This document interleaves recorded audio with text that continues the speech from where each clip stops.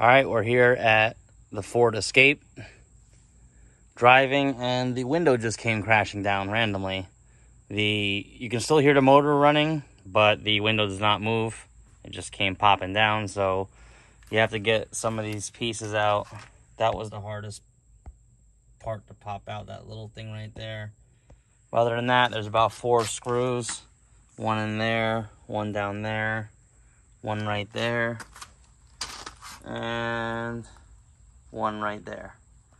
After that, just grab the bottom, pull up and out, and this whole thing will pop off. Once that pops off, just go ahead and set it aside and just gently peel this area back. Well, actually, there'll be a little bracket right here with a screw. This little bracket will be on there. So just take that screw and bracket out and gently peel this back. And you can see everything. This connector will be plugged into the door panel, so I'll unplug that as well.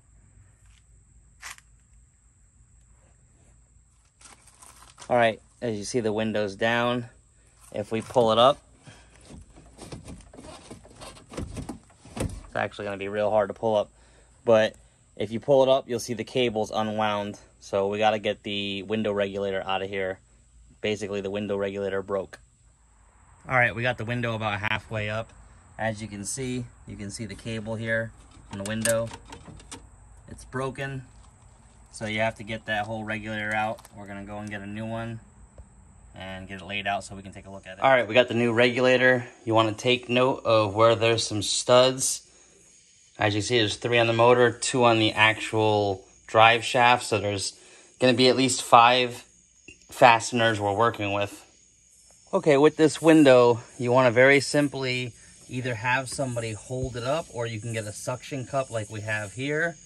And you're going to want to line up the 2 Phillips head bolts there with the hole here and over there. So you see everything's lined up and you're holding the window.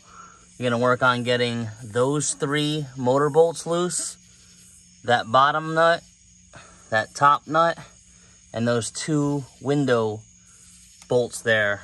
With that suction cup on there, it'll hold the window, and then you can maneuver the whole assembly out of the vehicle from around this side. It's the biggest side. And make sure you unplug your motor. All right, we got the old regulator right there. As you can see, it broke apart, brittle plastic. There's the new one. It looks like Dorman came out with an updated design.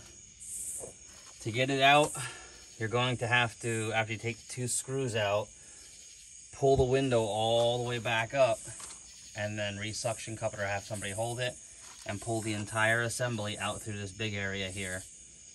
And when you're going back in with the new one, the motor goes in first, all the way to the end, where those 3 bolts were.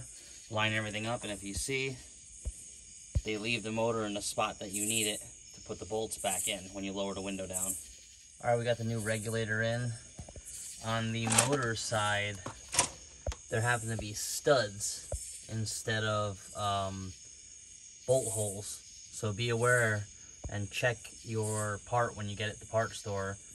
Make sure you get the nuts to match. We had a couple laying around. We're going to find another one for that one later.